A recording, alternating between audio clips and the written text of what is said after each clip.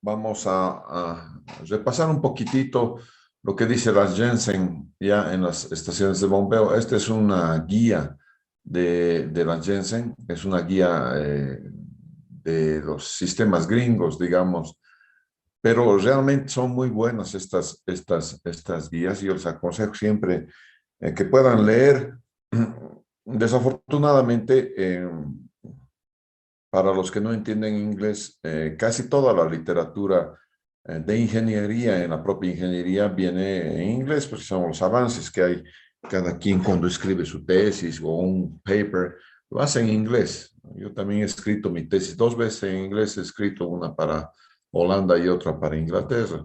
Entonces, no hay duda que hay que presentar en inglés. Entonces, esto es introducción, la selección, la introducción al diseño de pozo húmedo, cuál es el volumen mínimo, el tamaño del pozo, y vamos a ver algunas cosas. Entonces, el propósito es ver y diseñar esta estación de bombeo. Esta estación de bombeo tiene el pozo húmedo. Aquí está el pozo húmedo. ¿No es cierto? Tiene una bomba sumergible. La bomba sumergible se acopla, ya hemos visto, y aquí tiene la cámara de válvulas. ¿No es cierto? La cámara de válvulas, en este caso, solo tenemos 2 bombitas y afuera está el panel de control que controla el funcionamiento de estas 2 válvulas. ¿No es cierto? Vamos a ver entonces cuáles son el proceso de diseño. Cuando uno va a diseñar, lo primero que hace es seleccionar dónde va a poner esta bomba, ¿no? Es determinar el sitio, el lugar donde voy a poner. Fíjense que no son muy grandes. Aquí está al lado de una, ¿no es cierto? Y voy a determinar los flujos, voy a determinar las pérdidas de carga. Esa es la primera cosa que vamos a hacer. Luego voy a seleccionar la bomba, voy a calcular las curvas del sistema y voy a encontrar el punto de funcionamiento del sistema. Cuando encuentre el punto de funcionamiento del sistema, voy a seleccionar entonces la bomba apropiada, sin olvidarme que a 2.500 metros del nivel del mar tengo derrateo de las bombas. Y cada vez le estoy diciendo esto y va a ser pregunta de examen. ¿Qué es el derrateo de las bombas? Es la pérdida, ¿no es cierto?, de potencia que tienen los motores enfriados por aire. Eso es esencial, que sean enfriados por aire, ¿no es cierto?, cuando trabajan a más de 1.000 metros sobre el nivel del mar. Con cada 100 metros pierden 1%. Si la bomba es sumergible, no. Si la bomba y el motor están sumergidos, como en este caso, no se considera derrateo, porque no está refrigerada por aire, está en el agua. ¿No es cierto? Y luego vamos a finalizar el diseño, vamos a finalizar la infraestructura, los controles eléctricos, los accesorios que vamos a hacer. Entonces, entre estas 3 cosas, tenemos en esta figurita, ¿no es cierto?, de la Jensen, tenemos básicamente el flujograma de diseño. ¿Ya? Entonces, vamos a ver, una vez que has visto el flujograma de diseño, la curva del sistema. Y vamos a ver, aquí está, y eso es lo que me gusta de este manual. Cuando voy a hacer un diseño de una estación de bombeo, voy a sacar el agua de una profundidad arriba nomás, nada más. Lo más corto posible a una cámara de inspección. Y a partir de la cámara de inspección, otra vez comienza mi alcantarillado como un pulgar y silvestre.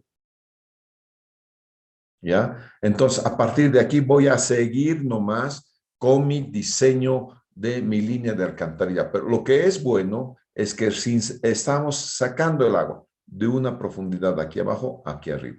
Entonces, tienes el mínimo nivel de agua, el máximo nivel de agua. Y lo que les decía, tienes que tener un colchoncito que aproximadamente son 15 centímetros. ¿No es cierto? Desde lo que llega al alcantarillado hasta el nivel máximo de agua. Entonces, cuando el nivel de agua va a llegar a su máximo nivel, las bombas se encienden. Cuando llega aquí al mínimo nivel, las bombas se apagan. ¿Y por qué es esto encendido y apagado? Si no lo enciendo aquí, todo va a ir creciendo, creciendo, creciendo y puede ir en retroceso. Si no lo apago aquí, esto va a ir bajando, bajando, bajando y ya no voy a tener la sumergencia. Y cuando no tenga la sumergencia, estoy induciendo cavitación. Y no quiero eso. Por lo tanto, los niveles mínimos y máximos son mandatorios, en otras palabras, son obligatorios. Pero entonces quiere decir que tengo dos niveles de partida. He hecho un nivel bajo de partida y he hecho un nivel alto de partida, que me da entonces dos condiciones, la condición A y la condición B. Para iniciar el dibujo de mi curva resistente desde aquí o desde aquí. Entonces voy a tener dos curvas resistentes. Esas dos curvas resistentes las voy a tener que cruzar con la curva HQ de la bomba que estoy queriendo comprar. Y las dos curvas resistentes tienen que estar dentro de la operación del sistema óptima, ¿no es cierto? Posiblemente no alcances el BEP, que es Best Efficiency Point, probablemente no lo alcances. Probablemente estés un poquito más allá, un poquito más aquí. Pero ese poquito más allá es 20%, ese poquito más aquí es otro 20%. Entonces, más o menos 20% del BEP puede funcionar esta bomba. Si no, si se sale de ese parámetro, busquen otra bomba. No es la bomba que está adecuada para ustedes. Entonces, ahí está la partecita de dónde vamos a partir. Las pérdidas de carga por fricción ya sabemos que son con la ecuación de Hazen-Williams. Aquí está la ecuación de Hazen-Williams. Vamos a tener la ecuación de Hazen-Williams. ¿Es posible utilizar otra ecuación? Sí, podemos utilizar la ecuación de Darcy-Weisbach, sobre todo, ¿no es cierto? ¿Por qué? Porque la ecuación de Darcy-Weisbach es la única dimensionalmente correcta, ¿ya? Pero en este caso, solamente utilizo yo Darcy-Weisbach en plantas de tratamiento, porque ahí el milímetro sirve. ¿Ya? Pero cuando estoy bombeando con una bomba que tiene una potencia que la puedo llevar más allá o más aquí, el caudal, la energía, ¿no es cierto? Entonces voy a utilizar nada más Hazen-Williams, ¿ya? Pero Hazen-Williams, no se olviden que funciona para entre 8 y 36 pulgadas. Ahí líquido a nivel ambiente, a nivel del ambiente. Cuidado que se estén olvidando de eso. Cada vez les estoy repitiendo que Hazen-Williams solamente sirve para el entorno en el cual ha sido evaluada la fórmula de pérdida de carga. Ninguna fórmula hace o calcula ni velocidad ni caudal, señores. Solamente calcula la pérdida de carga. A partir de que encontró la pérdida de carga, lo que hacen es pues despejar nada más. Necesito ponerle en función de caudal o en función de velocidad. Eso ya es más o menos como tú quieras hacerlo. ¿No es cierto? Entonces, hay muchas publicaciones acerca de bombeo y particularmente yo tengo esta. Ya,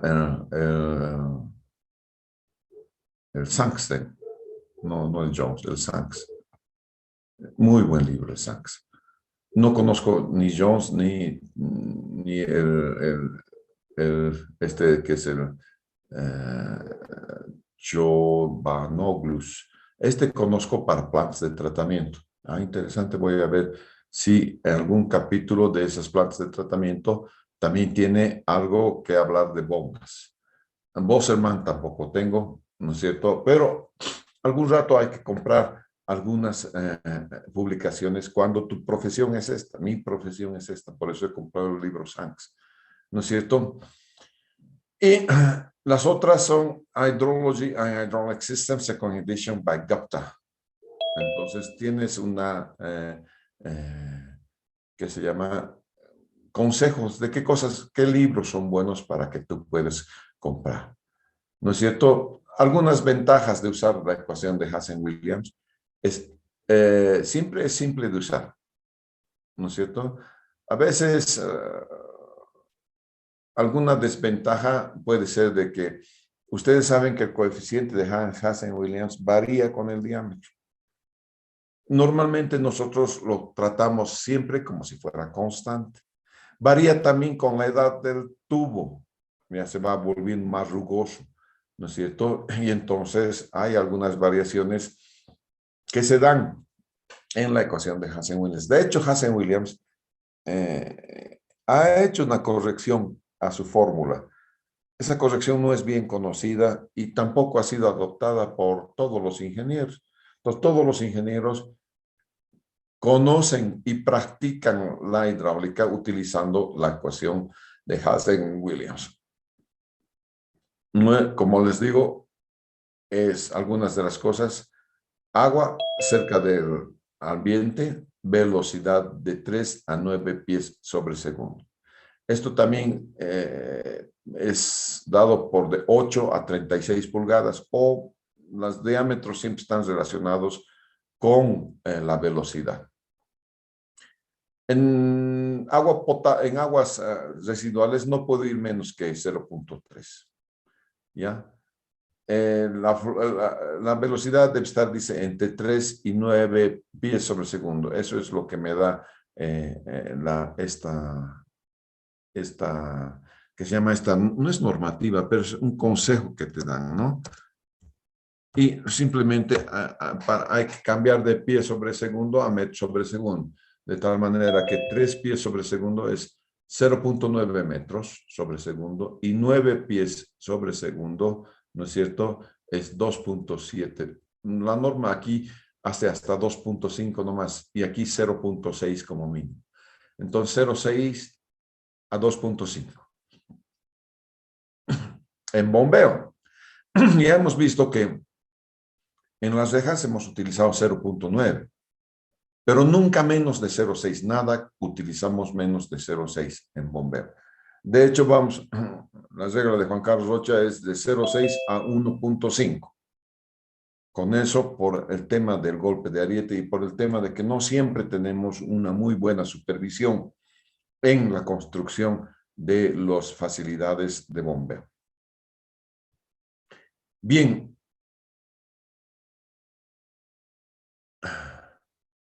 Entonces, menos de 0.6 no va a haber la suficiente energía como para que se haga el arrastre de sólidos, ¿no es cierto? Y más arriba de nuevo, todo va a agarrar y va a entrar con sólidos a la tubería de impulsión y la va a arruinar la tubería de impulsión. Como les decía, Hazen-Williams no se usa para más de 60 pulgadas, ni 8 pulgadas, 60 y 8 pulgadas, no es 36, es 60 pulgadas, ¿ya? Entonces, esta es la ecuación de Hazen-Williams. Esta es la ecuación de Hazen-Williams. Puesto como velocidad, podría yo poner como, y para nosotros es en unidades inglesas, ¿no? Nosotros, ¿qué utilizamos para cuando estamos utilizando Hazen-Williams? Esperen un cachito. A ver.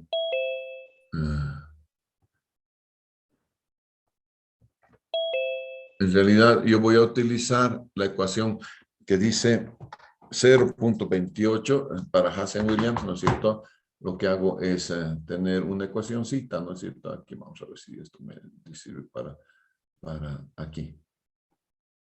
Entonces, caudal igual a 0.28 C por D a la 2.63 J a la 0.54.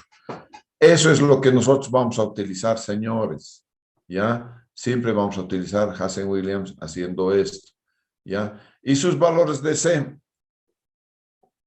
para agua residual. Esto es lo bueno también en el manualito esto que tiene C, tanto para agua como para agua residual, ¿no es cierto? Entonces tienes para aceros, para, ¿qué se llama? Fierro fundido. Este es fierro fundido dúctil. DI es ductile iron. Aquí le vamos a poner ductile iron es DI. Steel es acero. DI, ductile, fierro fundido sin revestimiento. Fierro fundido con revestimiento de cemento. Normalmente utilizamos este, tanto para agua potable como para agua servida. Vamos a utilizar normalmente ese, por favor. ¿Ya? Entonces, vamos y no utilizamos fierro. PVC también podemos utilizar, ¿ya? O CPP, que es también otro plástico, ¿no es cierto? Bien, entonces, de aquí yo puedo despejar HF, la pérdida de carga. Y la pérdida de carga, ¿no es cierto? Va a ser caudal sobre 0,28 por C por D, todo a 2,63, todo a 1,85 por L. Esta es 1,85. Todo lo voy a tener tal cual. Lo único que está cambiando y va a variar es 0,28. Aquí para las unidades de ingleses es 1,318, para nosotros es 0,28. Bien.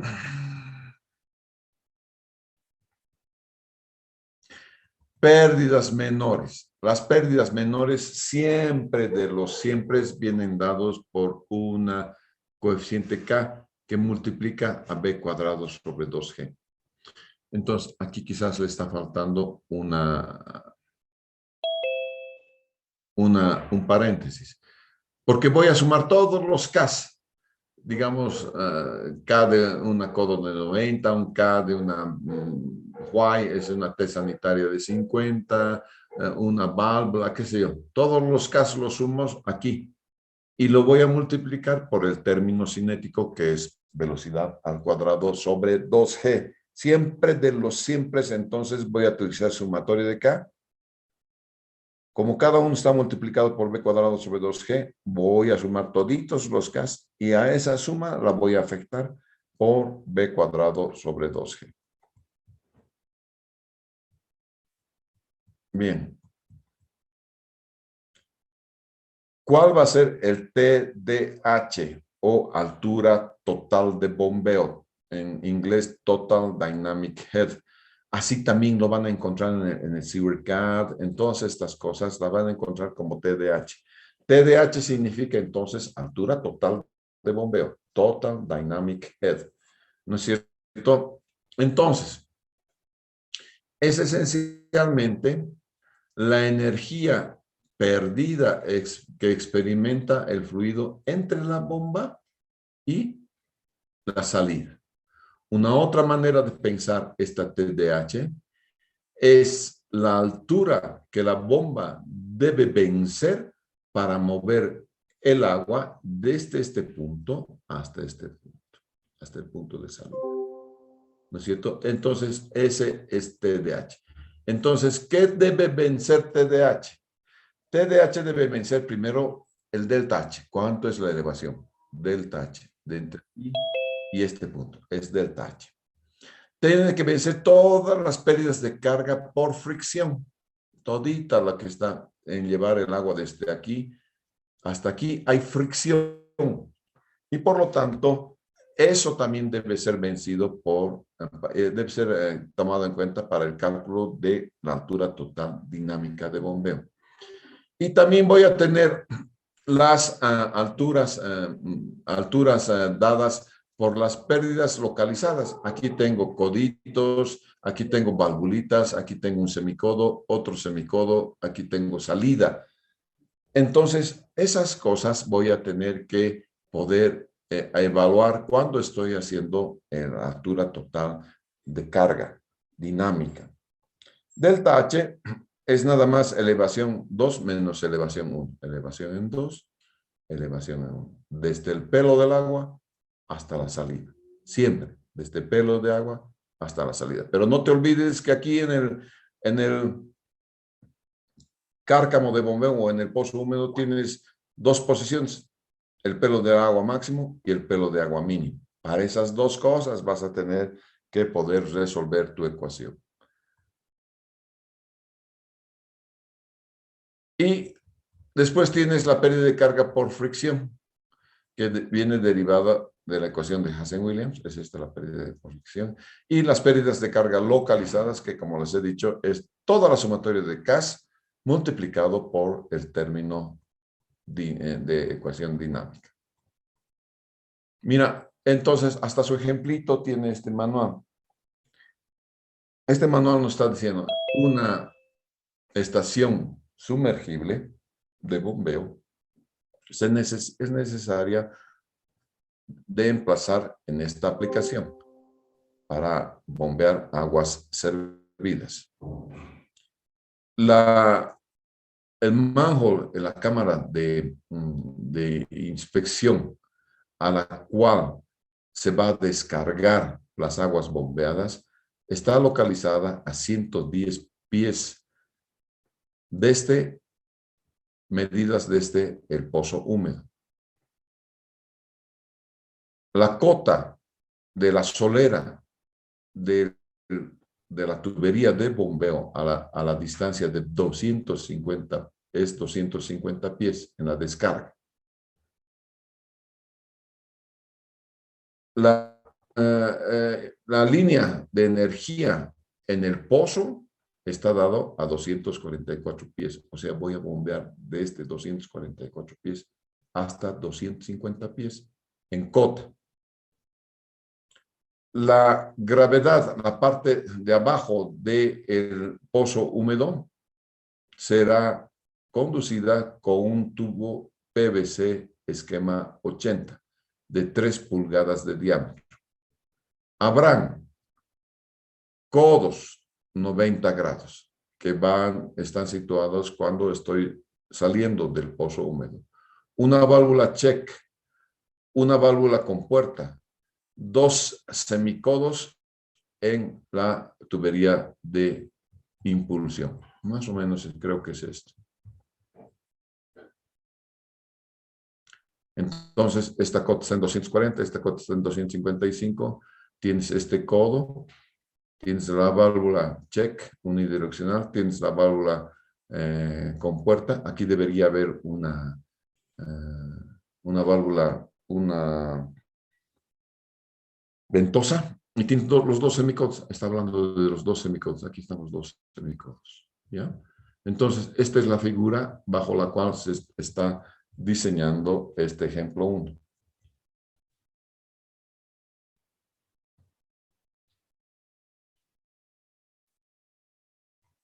Bien.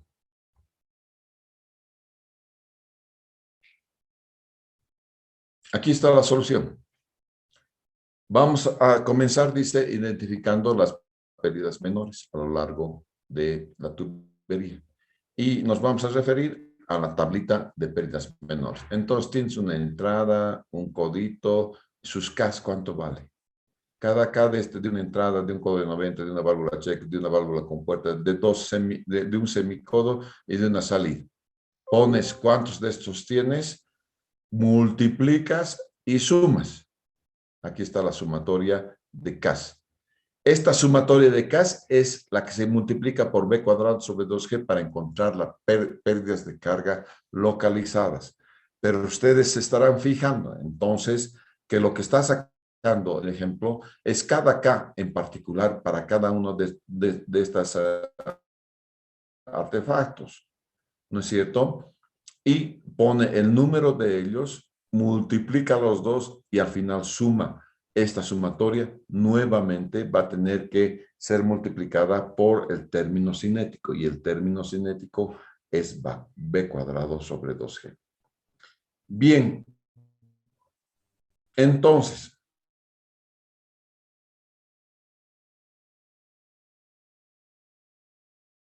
y va a utilizar la primera de ellas, 135 para la primera curva. Esto es fiel fundido entonces. Para determinar la altura geométrica de bombeo, lo único que va a hacer es la división, o digo la resta, de donde la cota de entrega, es la cota de entrega, menos la cota de salida o nivel de agua. ¿Ya? Entonces, este nivel de agua es cuando las bombas dejan de estar en operación. Por lo tanto, es al que se refiere es el nivel mínimo de agua. Entonces, en este caso voy a tener 14 pies de nivel mínimo de agua. Luego va a escoger, bueno, está dada ya la tubería que es de 3 pulgadas, al cual le saca el área para encontrar luego la velocidad. Y va a calcular la curva del sistema. ¿Ya? Y este cuadrito lo tienen que hacer ustedes. Así que escuchen bien a la explicación. En las primeras dos columnas tienen que ver con el caudal. Ustedes van a estar el caudal en litro por segundo y en metro cúbico por segundo. ¿Qué caudales? Estos no son caudales, digamos, que son sacados de algún resultado. Tienen que ser concordantes más o menos con la bomba que deseas. Entonces, fíjense, son al azar 0, 20, 40, 60, 80, 100, 120, 140, 160. Lo propio voy a hacer en galones, en metros y en litros por segundo. El área para todos es 3 pulgadas, por lo tanto, ya ha sacado el área. Aquí está 0.05 pies square feet, que son pies cuadrados, ¿no es cierto? Aquí está. La velocidad simplemente es la división del caudal sobre área.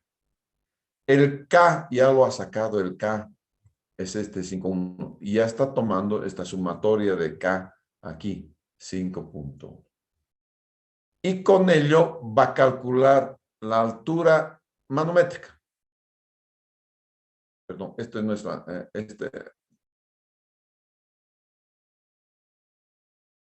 HM no es la altura manométrica, es la pérdida de carga por, ya sé, la altura de la pérdida de carga localizada. Ustedes, si bien tienen este 5.1, tienen que multiplicar por este 0.9, por este 1.8, porque la velocidad va variando a medida de que el caudal va variando. Vamos a ver eso. 5.1, enter, 0.9 por igual 459.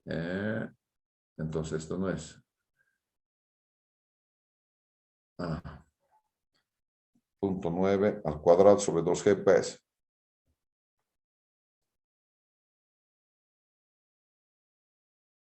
Pero aquí la gravedad Yankee, ¿cuánto es la gravedad Yankee? La gravedad gringa, ya no me acuerdo, 13 punto algo es. La constante de gravedad. Nosotros la tenemos en metros por segundo y eso es 9.81 para el sistema internacional. 32.2. Ese es 32.2 pies. Entonces, esto es un cachito. A ver, entonces sería K, que es 5.1 por velocidad al cuadrado, ¿no es cierto? Entonces, vamos a ver. 5.1 enter, 0.9 enter al cuadrado por 2 entre 32. ¿Cuánto era? 32.2 entre. Eso da 0.07. Y aquí está. ¿No es cierto? Entonces, estas pérdidas corresponden a velocidad al cuadrado sobre 2G. Hay que ver, hay que multiplicar por 5.1. Aquí velocidad al cuadrado sobre 2G por 5.1. Velocidad al cuadrado sobre 2G por 5.1. Todo esto, entonces, es la pérdida de carga que se tiene por pérdidas de carga menores. Ahora bien, lo que vamos a hacer es ahora encontrar la pérdida de carga por fricción, HF. Para encontrar la pérdida de carga por fricción, simplemente voy a utilizar la ecuación de Hazen-Williams. Y aquí voy a encontrar, todos tienen 135, porque es la constante de Hazen-Williams, no varía de P a P. La longitud del tubo de impulsión es 110 en este caso, y no varía de P a P. Por lo tanto, puedo sacar la pérdida de carga por fricción. Y entonces, la suma, ¿no es cierto? La delta H, delta H es 14. ¿Se acuerdan? Delta H hemos sacado acá. Aquí está. del tache es la altura geométrica. Entonces, esta parte del tache, aquí ustedes pueden poner abajito altura geométrica. Es lo que fuese, en este caso es 14 pies.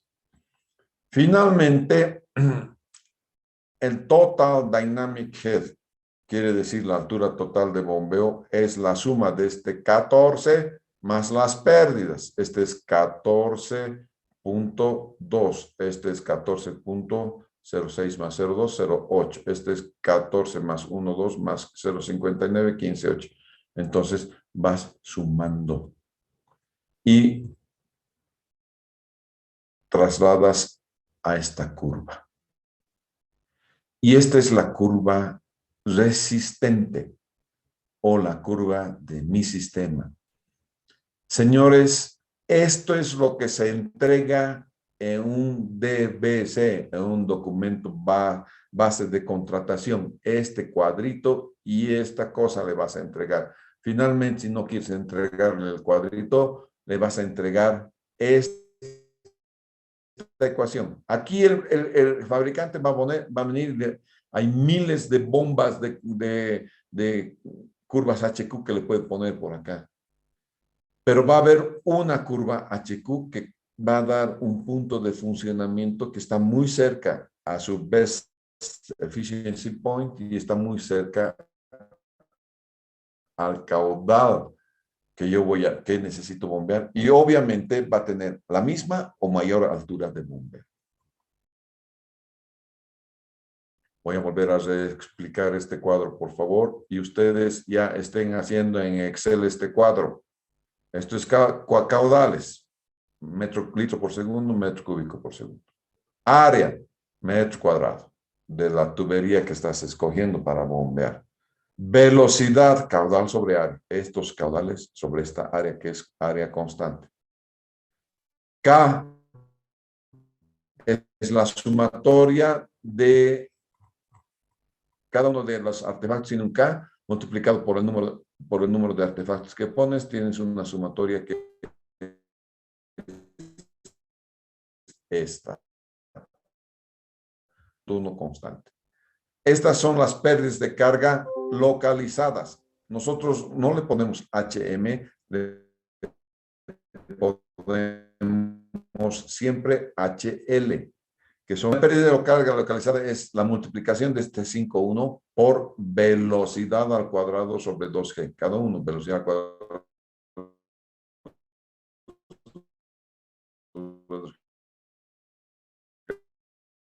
velocidad al cuadrado sobre 2G, multiplicado por 5.1, vas a tener esto. Por eso está sombreado. Ahora vas a encontrar la pérdida de carga por fricción y para ello le vas a aplicar nomás Hazen-Williams. Aquí está al desnivel geométrico o la altura geométrica de impulsión, por eso es constante.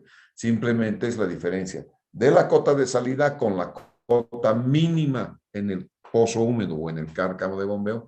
Y finalmente este TDH, que es el que voy a graficar, es la suma de este desnivel de geométrico más la pérdida de carga por fricción más la pérdida de carga localizada, te va a dar esto. Obviamente, solo quiero con 5 decimales, por favor, porque no vas a poder dibujar esto. Y entonces vas a poder después dibujar esa ecuación. Bien. ¿Qué más tengo que ver? A ver, dice, es muy importante que pensar que la curva del sistema, esta curva, como un área en general donde esta curva del sistema podría caer más o menos cuando estoy combinando con la curva HQ. Por ejemplo, dice, esto no está escrito en piedra, ¿no? Porque puede variar el valor de C. No es lo mismo un C de una tubería totalmente nueva versus un C que tiene 10 años de envejecimiento. ¿No es cierto? No es lo mismo porque tienes corrosión, tienes material que se ha depositado, muchas cosas pueden haber para que pueda existir una variación en C. También la altura estática va a fluctuar en el tiempo de ciclo que va a emplear la bomba. Y cada vez que estoy subiendo el sistema, la curva, esta curva es la curva máxima, porque está viniendo desde el punto más bajo de agua en el cárcamo de bombeo. Pero también puedes tener en el punto alto, entonces tienes un límite alto y un límite bajo. Como tienes la misma tubería y lo único que ha variado es desde dónde voy a bombear, este es desde dónde voy a bombear, entonces tienes dos curvas, ¿ya?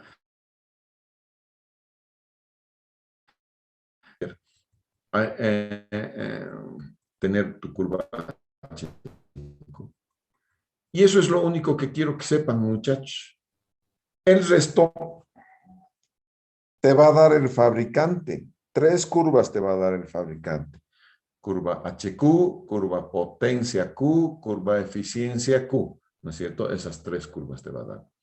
Entonces, esto que están viendo ustedes aquí es solamente una bomba. El motor no hay. Esto es solamente la bomba. ¿No es cierto? Entonces tienes aquí los sellos mecánicos, el impelente, la voluta de la bomba es esta, por donde va a salir el agua, le llamo voluta de la bomba, el impelente está acá, que son los álabes, ¿no es cierto? El impelente, tienen entonces los sellos, los sellos mecánicos, la carcasa, que es esto lo que veo afuera, la cámara de aceite, las cojinetes del motor, el shaft, el estator, y bueno, esta es una bomba sumergible porque aquí está el motor. Y todo esto es el motor. Entonces, el motor y la bomba se sumergen. Y esto, bueno, tienes las conexiones eléctricas para acá. Esta es una bomba sumergible. Tiene el motor y tiene la bomba aquí adentro. Ya todas las demás cosas. Bien. Esto no lo voy a explicar, ya los he explicado en la parte qué tipo de impelentes tenemos, impelentes abiertos, impelentes cerrados, los motores, qué tipo vamos a tener, ¿no es cierto? Los sellos mecánicos, qué sellos mecánicos voy a tener. Esto ya es complementario, por favor. ¿Ya? Y lo que va a dar, como les decía, el fabricante, 3 curvas. Me va a dar la curva HQ, la curva, esta es la curva HQ. Sí, la pump curva HQ. Esta es la curva de eficiencia, la curva de NPCH y la curva de la potencia en KB dobles. Entonces, a veces me dan esta curva. Digamos que 3 son las principales y una secundaria que es la curva NPSH. Esas son las curvas que me da el fabricante. Ya. A veces me dan las curvas, a ver, muchos fabricantes e industrias muestran la información de sus curvas con variaciones pequeñas. Una variación muy común se va a mostrar en la figura 16, esta figura 15, que en vez de una curva de eficiencia, en vez de esta curva, presenta muchas curvas que son de isoeficiencia. Lo mismo representan entonces una eficiencia constante. Y se lee como si fuese un mapa topográfico con líneas de isoeficiencia correspondiente a las líneas de elevación de la curva. Entonces, así me van a presentar. Aquí está la curva de la bomba. Y verán que aquí está el punto BEP, Best Efficiency Point. En este punto, en el laboratorio, esta bomba funciona a nivel óptimo, que para este caso, su eficiencia va a ser dada por 55%. Estas son eficiencias. Curvas de isoeficiencia. Esta es la curva de NPCH y esta es la curva de potencia. ¿No es cierto? Otra forma de presentar las curvas es tener múltiples impelentes. Aquí están los impelentes. Entonces, para una misma bomba, para un mismo casing, un mismo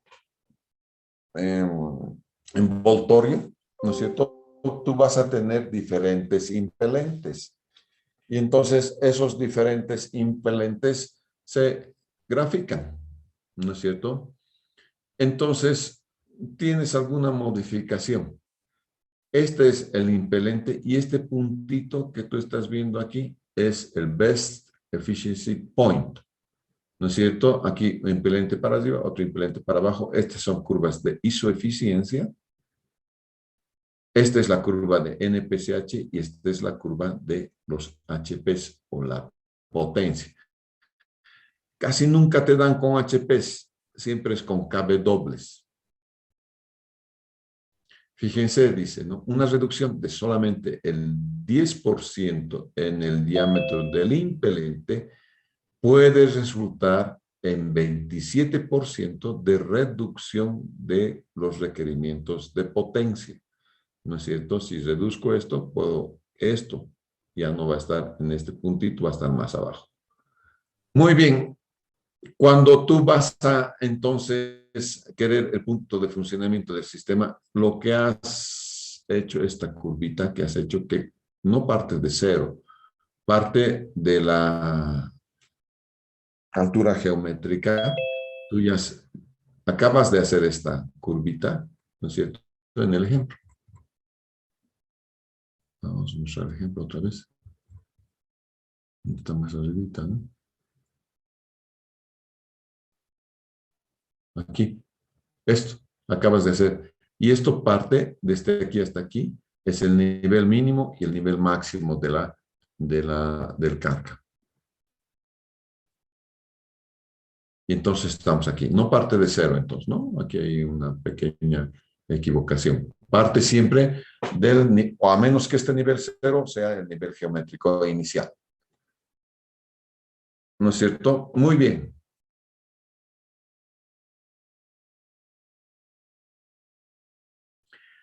Dice que existen variaciones pequeñas y tolerancias que dan del fabricante que pueden afectar la performance de una bomba. Pero todas las curvas de las bombas tienen aproximadamente una tolerancia de más o menos 3%. ¿No es cierto? Dice que se aconseja, aquí vamos a poner, que se aconseja de la nota al final del libro de datos hidráulicos de Cameron, aconseja tomar de 15 a 20% de incremento en la pérdida, ¿no es cierto?, que debe ser utilizada sobre los niveles de pérdida que se muestran en las tablas. Yo lo que hago es aumentar la altura geométrica en 5 a 10 metros.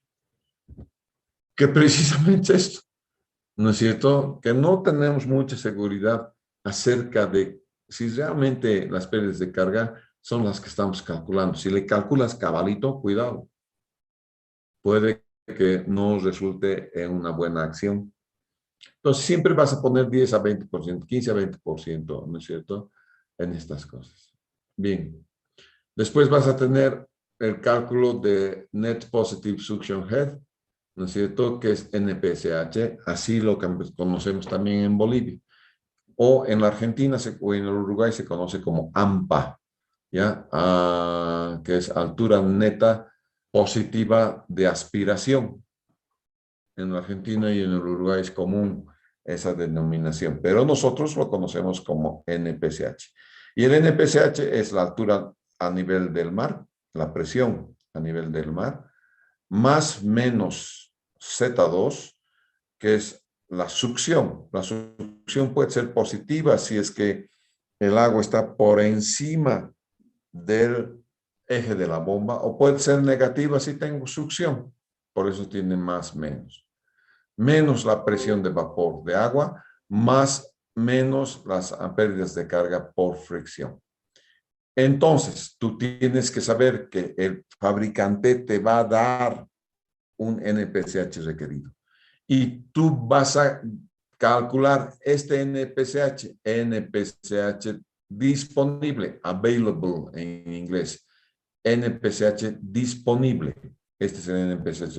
El NPCH requerido te va a dar el fabricante porque va a hacer sus pruebas en banco, de manera tal que por factor de seguridad, el NPCH disponible sobre el NPCH requerido tiene que tener más o menos una variación de 30%. Aquí están los 30% que está tomando. ¿No es cierto?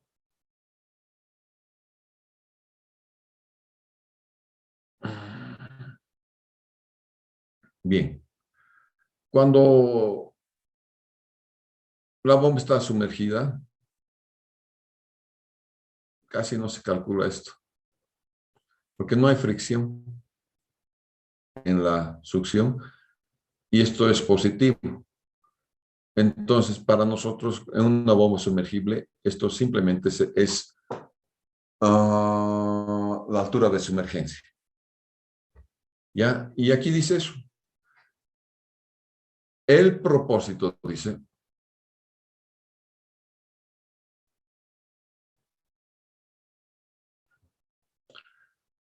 el propósito del análisis,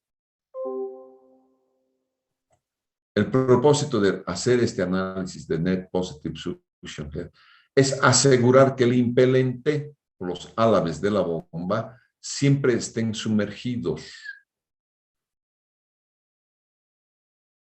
Puede ser que en pozos secos no tenga eso. Puede ser que en pozos secos tenga succión. ¿No es cierto? Puede ser. ¿No es cierto? Pero una bomba sumergible no. ¿No es cierto? Entonces, bien facilito aquí dice, lo dice, ¿no es cierto? En una bomba sumergible, en una estación con bomba sumergible, con diseño apropiado y control de elevaciones, la bomba siempre está sumergida y se fuerza el fluido hacia el implante. Entonces eliminamos la preocupación de calcular el NPCH. Por el amor de Dios, recién he encontrado esto en alguna publicación. Siempre he sostenido eso, que cuando la bomba está sumergida no necesitas calcular el NPCH, solamente calculas la sumergencia de la bomba. Y eso es lo que me están pidiendo algunos caballeritos que se la dan de fiscales. En el diseño de de la cosa, ya hemos tenido esto, es lo mismo que hemos tenido en las cosas del profesor Raba, ¿no es cierto? Con las alturas, los mismos, ¿no? La altura X, la altura mínima, y esta alturita que es de reservita, que para mí son 15 centímetros nada más. ¿Ya? Bien.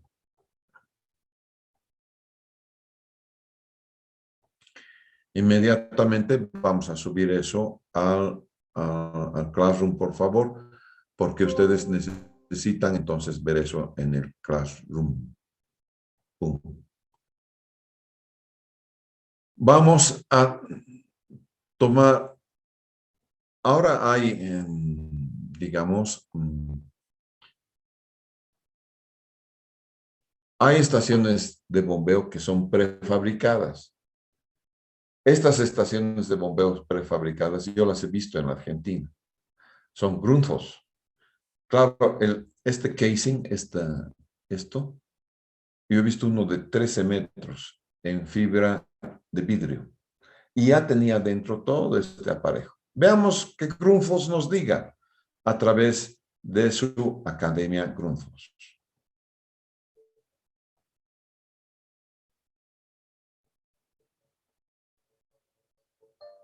In this task, we'll show you why installing prefabricated pumping stations is the right alternative to traditional concrete solutions. In short, Prefabricated pumping stations are much more cost-effective, reliable, and flexible than traditional concrete solutions. Prefabricated pumping stations are supplied with piping, valves, auto couplings, guide rails, pumps, and level control, ready to lower the pumps down to the auto couplings. All these components are delivered by the same supplier as well as in the same unit, securing a cost-effective operation and ensuring that all parts fit perfectly. In contrast, building and installing a traditional concrete station from scratch is far more time-consuming. Moreover, concrete installations can crack over time, which creates leakages, meaning that groundwater can enter the tank and while wastewater leaks out of it. Such leakages don't occur in prefabricated pumping stations. Made of either corrosion-free polyethylene or glass fiber reinforced polyester, the prefabricated pumping stations can avoid leakages for years, making it a much more reliable solution than its concrete counterpart. Both the time consumption and necessary repairs to the cracks result in a much costlier operation. Opting for a prefabricated pumping station lets you avoid these issues, demonstrating the cost-effectiveness of prefabricated pumping stations. Grundfos offers two different types of prefabricated pumping stations, PSR and PSG. The systems, including the pumps, are both CE marked when delivered with piping, valves, guide rails, pumps, and level control, which saves you the trouble and cost of risk assessment. Este CE es la normativa europea. Quiere decir entonces que estas cosas y sus bombas y todos están fabricadas y están bajo la normativa europea, Comunidad Económica Europea. Ahí abajo se han debido dar cuenta, está la traducción, por favor. El inglés es perfecto, es un inglés británico. They do, however, differ in terms of size and features. So let's take a closer look at them, starting with the PSR. A solid shell is crucial for any successful pumping station, and the corrosion-free polyethylene of the PSR provides just that. Polyethylene is highly resistant to aggressive liquids, which helps prevent cracks and leakages. This ensures a high level of reliability. One of the most unique features of the PSR is its sump. Together with the ribs of the main section, the sump's extended shoulder design ensures that the pump station avoids buoyancy, even without a concrete foundation. Muy interesante, Tito. Cuando tienes supresión, como tienes estas hombreras y tú vas a ponerle tierra encima, estas hombreras impiden que la estación de bombeo flote. Y esto tienes que hacerlo, ya sea que estés construyendo en concreto o ya sea que compras una de estas. Compared to other stations, the PSR merely needs a gravel foundation, which with regard to installation makes it the most cost-effective solution. Additionally, the sump is designed with self-cleaning properties, which helps reduce the sediment of sludge and odor, thereby minimizing maintenance costs. In terms of size, the sump provides a diameter of 1,700 millimeters, giving the necessary space for installation of two submersible wastewater pumps on an auto-coupling system with pipes and valves. Grundfos offers the choice of three different pipe systems for the PSR pumping station.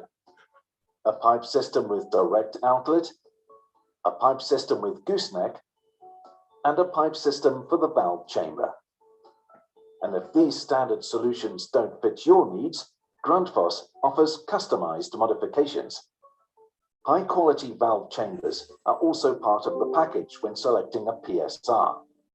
One of the main benefits of a valve chamber is that you'll avoid having to enter the wastewater station if the valves need to be inspected and operated. Apart from being a practical solution, it's also a more environmentally friendly one. Once you've decided on the PSR, it's time to install it and connect the inlet pipes by means of a hole drill and rubber profile sealing. First of all, it's crucial to place the pit on a foundation layer of, for instance, gravel, if soil analyses show that the soil isn't capable of bearing the weight. Secondly, it's important that the bedding layer is compactable and composed, so it doesn't cause any damage to the pit.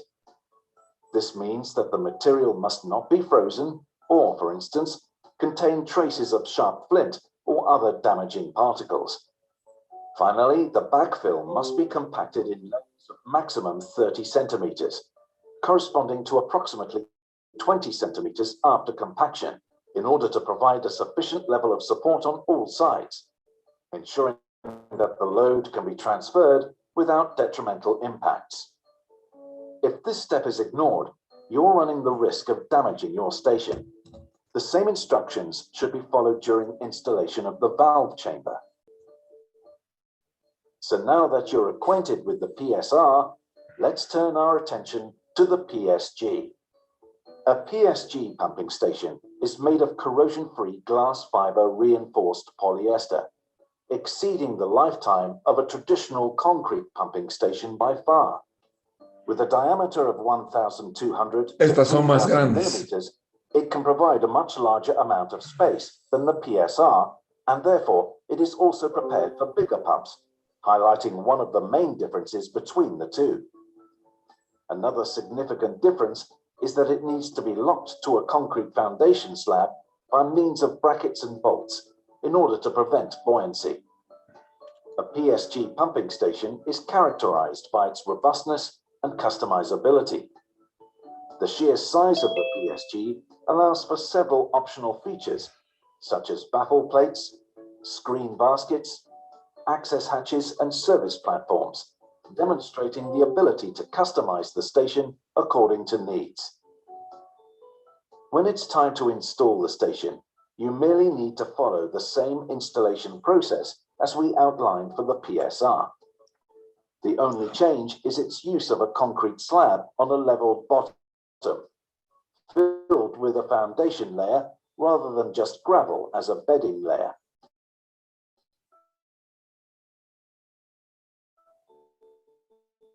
In many areas, they do share several features. One example is the covers for traffic. The traffic covers are approved according to EN 124 Class D, carrying traffic load of up to 40 tons and come in several versions. One version features a concrete ring, an extended cover, and a steel hatch. In this installation, it's perfectly acceptable for the concrete ring to be visible at the top. Such an installation is easy, meaning that this version is the slightly more cost-effective solution. There is, however, a more advanced version. It's a similar installation, but without a visible concrete ring at the top.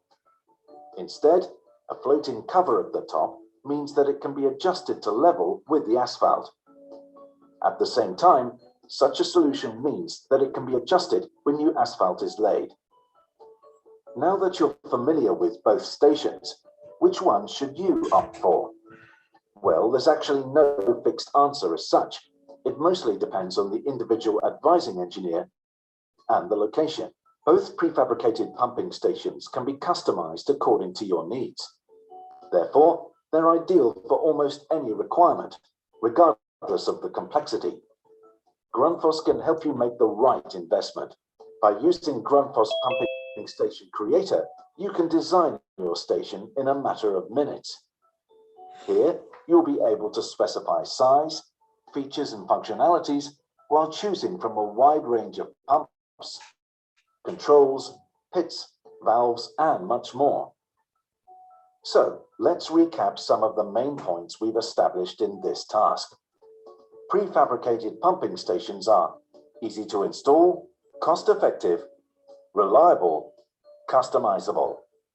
Along with the smart built-in functions, these features underline just how good a solution a prefabricated pumping station is.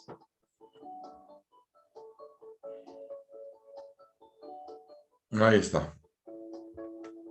Se puede copiar el vínculo para ustedes, ¿no? Entonces, eso es. Y podemos ver 6 minutos también de la motorización y con eso vamos a acabar. Vamos a terminar entonces el curso del día de hoy. El módulo 2. Esto es importante. El día de mañana creo que vi que había una de las empresas que es Fluidconst, que está representada por Marcelo Ayala en Bolivia. Creo que que va a tener un seminario dirigido por un ingeniero peruano acerca del uso de estas cosas. Bien, vamos a ver este módulo 2 más y ahí la vamos a parar. Monitoring is an extremely valuable part of a wide range of industrial applications if you want to know what is going on in the system, especially if the installation is underground, as is the case with pumping stations. In this task, we'll introduce you Grundfos's monitoring and control products and explain how they can add value to your system and help prevent inconvenient incidents like unscheduled downtime. All products integrate perfectly to make installation, commissioning, and self-maintenance of the pumps and pit easy, leaving you with a user-friendly solution with obvious benefits. Let's take a look at the products and their highlights one by one. Grundfos Dedicated Controls is an intelligent monitoring and control system with all the functionalities required to operate and optimize a pumping station. Start and stop levels for the pumps can be transmitted from either float switches, an ultrasonic sensor, or a pressure transducer. It controls up to 6 pumps and comes with the following highlights. Automatic energy optimization through continuous adaptation of pump speed according to demand.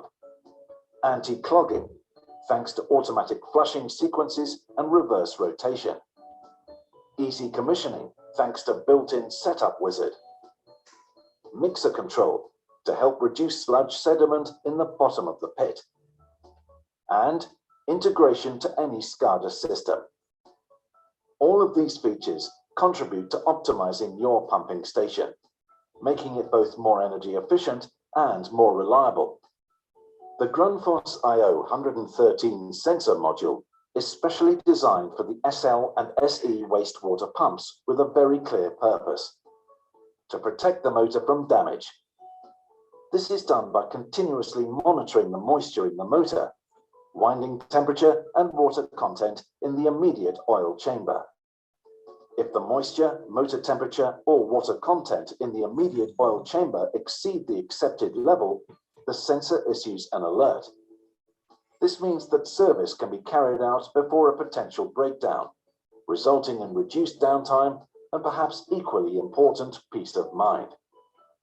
Then there is the MP204, Grundfos's electronic motor protection, which protects your motor 24 hours a day, and it also lets you monitor your energy consumption.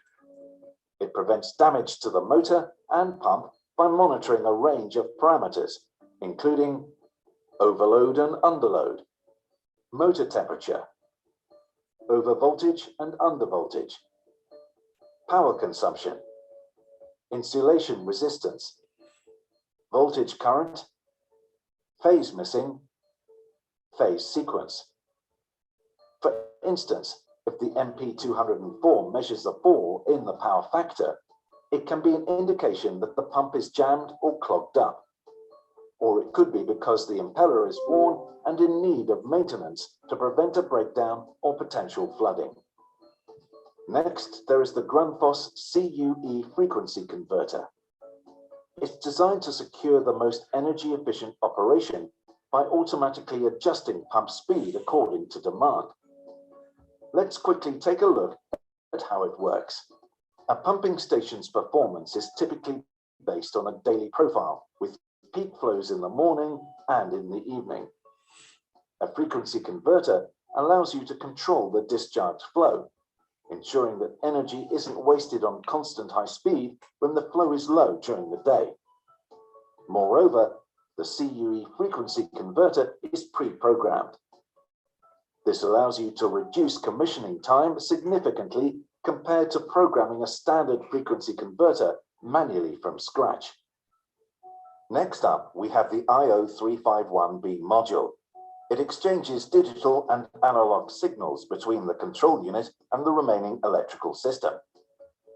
IO351B is used for 1 or 2 Grundfos wastewater pumps with a fixed speed. Alternatively, it can be controlled by external variable speed drives, such as a Grundfos CUE frequency converter. Then there is the CU362, which essentially is the brains of the dedicated control system. Its features include a built-in wizard function, full graphical display, accessible on-site data, dynamic buttons, and much more. Additionally, there are a number of adaptive functions built into the CU362, including energy optimization, grouping of pumps, anti-clogging, and many more. The CU362 also supports communication with monitoring equipment or other external units using the Communication Interface Module, CIM, through several protocols. It also allows advanced data communication, both wired and wireless, GPRS and GSM, to BMS and SCADA systems. Finally, Grundfos Remote Management is an internet-based system for monitoring and managing pump installations, and a cost-efficient alternative to SCADA systems. It provides you with an overview of your wastewater network, presenting you with access to live monitoring and analysis from the comfort of your office. So if your municipality has many pumping stations, you'll be able to save a significant amount of time and staffing costs, as manual visual inspections are made redundant. To recap, Grundfos's monitoring and control products provide you with immediate access to your system's data, which can improve energy efficiency and reliability, reduce or even completely avoid downtime, reduce both commissioning and operational costs, and generally offer peace of mind, since you'll know what's going on in your pumping station 24/7. Bien, muchachos.